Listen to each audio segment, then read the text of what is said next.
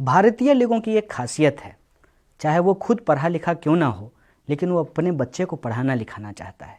एक पकौड़ा बेचने वाला, चाय बेचने वाला, खेत में काम करने वाला, मजदूरी करने वाला इंसान भी चाहता है कि उसका बच्चा टाई पैंट पहन करके किसी अच्छे स्कूल में पढ़ने के लिए जाए।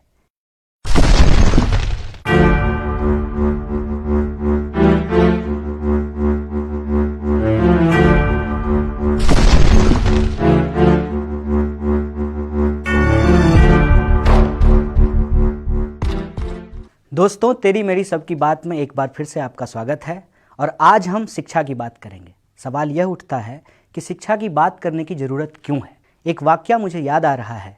बिहार असेंबली के अंदर जब जमींदारी को ख़त्म करने की और सबको शिक्षा देने की बात की जा रही थी, उस वक्त जब शिक्षा का बिल प्रस्तुत किया गया तो वहाँ के महाराज, दरभंगा महाराज ने कहा कि इस बिल में सबको शिक्षा देने की बात क्यों की गई है। यह जो कानून आप ला रहे हैं, इसमें आप सबको शिक्षा देने की बात को ख़त्म कर दीजिए, क्योंकि यदि सबको शिक्षा दी जाएगी तो बकरी कौन चराएगा, हमारे खेतों में काम कौन करेगा। और यही बात उस जमाने के एकलव्य पर भी लागू होती है कि यदि एकलव्य को भी द्रोणाचार्य के द्वारा धनुर्विद्या सिखाया जाता तो वो अर्जुन से भी बड़ा धनुर्धर बन सकता था। मतलब ये है कि उस जमाने में एकलव्य को धनुर्विद्या सीखने की इजाज़त नहीं थी।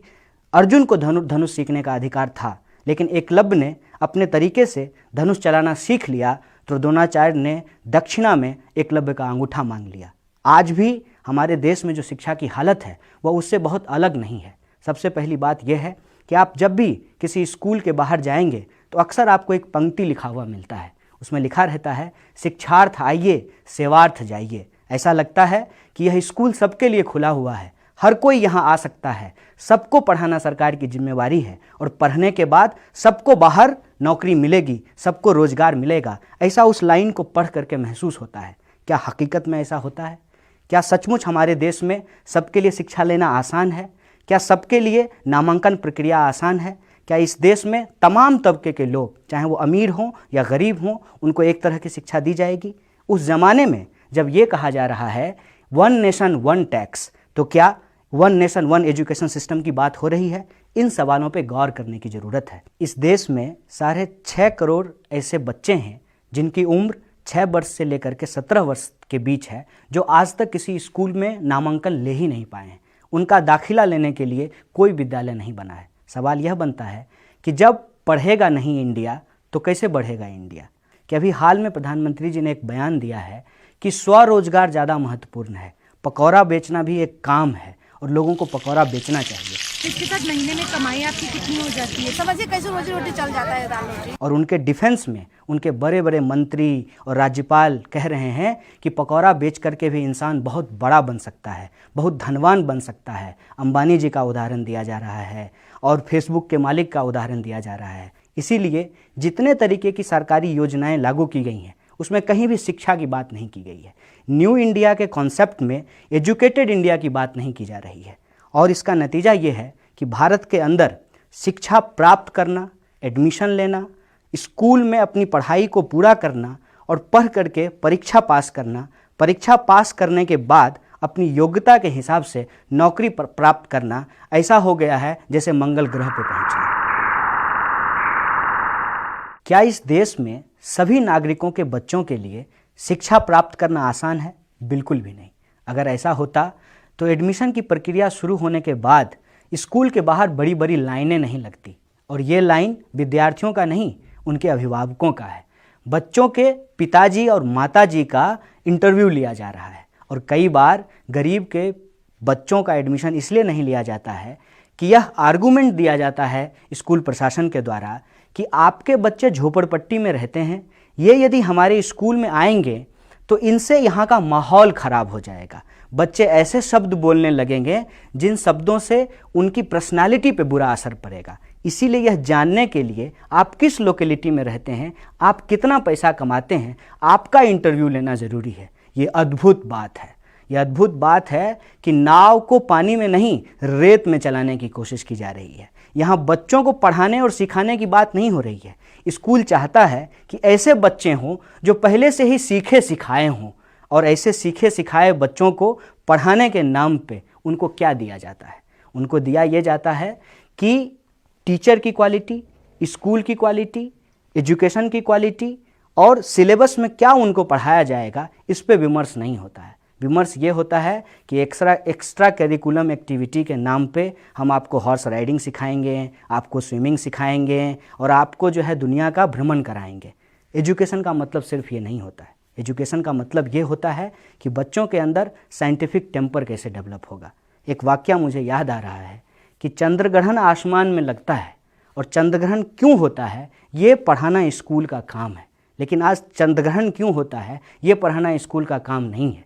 उल्टे इस देश के शिक्षा मंत्री के द्वारा यह कहा जा रहा है कि डार्विन का सिद्धांत गलत है और डार्विन ने कहा कि बंदर से आदमी होने की जो बात है वो गलत है। दरअसल उनको ये कहना चाहिए था कि हम आदमी से बंदर होते जा रहे हैं। और इसका उदाहरण आपको कई बार दिखता होगा, जब आप रात को टीवी खोलते होंगे तो कुछ एंकर आपको माइक लेकर के उछल कूद करते हुए नजर आते हैं। उनकी ये चिंता कभी नहीं होती है कि वो शिक्षा पे बात करें, हालांकि वह भी लाइन में लगते हैं। जब उनको अपने बच्चों के एडमिशन की बारी आती है उनका भी इंटरव्यू लिया जाता है। इस देश के जो बड़े बड़े प्रोफेसर हैं उनको भी इस बात की चिंता होती है कि उनके बच्चों का एडमिशन कैसे होगा, लेकिन फिर भी इस देश में एजुकेशन पे बात नहीं होती है। इसीलिए बजट का एक बड़ा हिस्सा किताब खरीदने में नहीं, टैंक खरीदने में खर्च किया जाता है। और मैं समझता हूँ कि पड़ोसी से यदि आगे निकलना है तो कार खरीद करके आप आगे नहीं निकल सकते हैं, अपने बच्चों को शिक्षा दे करके आप आगे निकल सकते हैं। लेकिन यह बात इस देश के हुक्मरानों को समझ में नहीं आ रही। आखिर समझ में भी कैसे आए जब ये हुक्मरान यह कहते हों कि किसानों को अपना फसल बचाने के लिए खेत में बैठ करके हनुमान चालीसा पढ़ना चाहिए। इस प्राकृतिक आपदा से बचने के लिए एकमात्र उपाय है हनुमान चालीसा। तो उनको यह बात समझ में नहीं आएगी कि फसल को कीट से बचाने के लिए कीटनाशक का इस्तेमाल करने की ज़रूरत है, ना कि हनुमान चालीसा पढ़ने की। एक तरफ सरकार कहती है कि हमको डिजिटल इंडिया बनाना है, लेकिन स्कूल को डिजिटल करने के लिए उस स्कूल में पहले बिजली का होना ज़रूरी है। लेकिन पता नहीं यह कौन सी अद्भुत टेक्नोलॉजी है, जब इस देश के 40% विद्यालयों में बिजली ही नहीं है तो फिर उस स्कूल को डिजिटल कैसे बनाया जाएगा। हो सकता है कि गोबर गैस पे चलने वाला किसी कंप्यूटर का आविष्कार इस देश के शासकों ने किया हो, जहां बिजली की ज़रूरत नहीं है और वो गाय के गोबर से वो कंप्यूटर चलता हो। शायद इसलिए ही आज स्कूल में प्रयोगशाला की नहीं गौशाला की बात की जा रही है। साहब, स्कूल को बेहतर बनाने के लिए गौशाला की नहीं प्रयोगशाला की ज़रूरत होती है।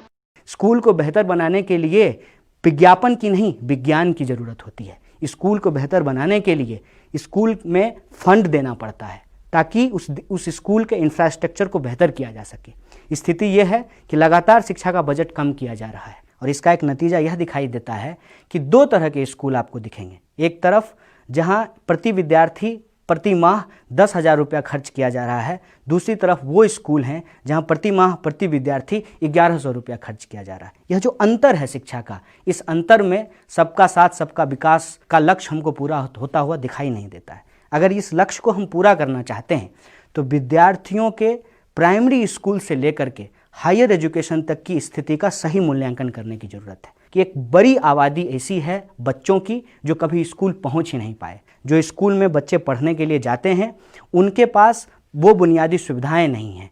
उनके पास बिजली नहीं है, बैठने को बेंच नहीं है, अच्छे शिक्षक नहीं हैं, अच्छा सिलेबस नहीं है। स्कूल को जैसे तैसे लोग पास करते हैं। ड्रॉप आउट की स्थिति ये है कि जितने बच्चे नामांकन लिए जाते हैं उसकी एक बड़ी आबादी अपनी एजुकेशन को कंटिन्यू नहीं कर पाता है। जो लोग हाई स्कूल से हायर एजुकेशन में जाते हैं उनकी संख्या बेहद कम है। और हायर एजुकेशन की हालत यह है कि तमाम तरीके के जो रिसर्च प्रोजेक्ट हैं उस रिसर्च प्रोजेक्ट को बंद कर दिया गया है। अभी कुछ दिन पहले यूजीसी के अंतर्गत यह प्रावधान लाने की कोशिश की गई कि इस देश के शोधार्थियों को जो फेलोशिप दिया जा रहा है उस फेलोशिप को बंद कर दिया जाएगा। कितनी अजीब बात है।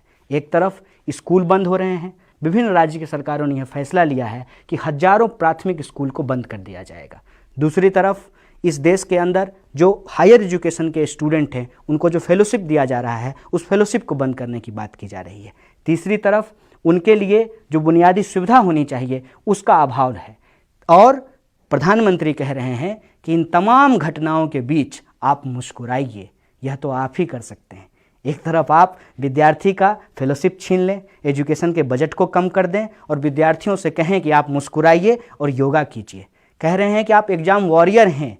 हम एग्ज़ाम वॉरियर हैं, इसमें कोई दो राय नहीं है। हम एग्ज़ाम देंगे और एग्ज़ाम हम पास भी करेंगे, लेकिन एग्ज़ाम पास करने के बाद क्या, और उन बच्चों का क्या जिनका नामांकन ही किसी स्कूल में नहीं हो पाया, और एग्ज़ाम पास करने के बाद जो हम डिग्री लेकर के आएंगे फिर उस डिग्री का क्या। जब आप कह रहे हैं कि पकौड़ा बेचना एक रोज़गार है, तो फिर MBA करने का क्या फ़ायदा है, तो फिर इंजीनियरिंग करने का क्या फ़ायदा है, साइंटिस्ट बनने का क्या फ़ायदा है, सोशल साइंटिस्ट बनने का क्या फ़ायदा है। यह एक बड़ा सवाल खड़ा करता है। मुझे लगता है कि वह बात जो कही जाती है कि पढ़ोगे लिखोगे बनोगे नवाब, उसको बदल देने की ज़रूरत है। और आज उसको यह कहना चाहिए कि पढ़ोगे लिखोगे बनोगे खराब, तलोगे पकौड़ा बनोगे नवाब। यह संदेशा इस देश की सरकार और इस देश के मंत्रियों के द्वारा हम नौजवानों को दिया जा रहा है। और सबसे मुश्किल की बात यह है कि इस देश में लोग 18 वर्ष में वोट देने का अधिकार प्राप्त करते हैं। फुल फ्लेज नागरिक होने का अधिकार उनको 18 वर्ष में प्राप्त होता है, लेकिन शिक्षा ऋण जो है, शिक्षा लोन जो है, उनको 18 वर्ष से पहले लेना पड़ता है। मतलब यह है कि नागरिक बनने से पहले ही वो कर्जदार बन जाते हैं। और मैं समझता हूँ कि कर्ज से दबे विद्यार्थियों के कंधे पे एक मजबूत राष्ट्र का बोझ नहीं झेला जा सकता है।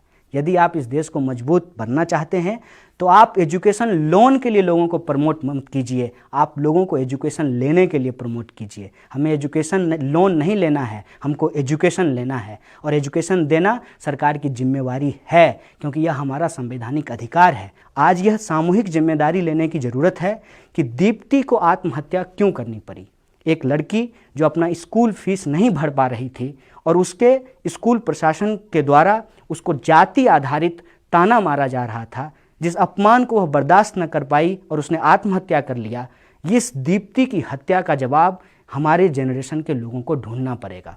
और इस सवाल को कि एजुकेशन हमारा बुनियादी अधिकार है, एजुकेशन सरकार के द्वारा मिलने वाला कोई भीख नहीं है, और यदि हम सरकार को वोट देते हैं तो अपने नागरिकों को एजुकेशन देना यह सरकार की जिम्मेवारी है। इस बात को हम लोगों को मजबूती से उठाना पड़ेगा। और जब तक हम अपनी मजबूती से इस सवाल को नहीं उठाएंगे, तब तक किसी भी राजनीतिक दल के घोषणा पत्र में शिक्षा की बात नहीं की जाएगी। तब तक यह बात नहीं कहा जाएगा कि जब 1 नेशन 1 टैक्स हो सकता है तो 1 नेशन 1 एजुकेशन सिस्टम क्यों नहीं होना चाहिए।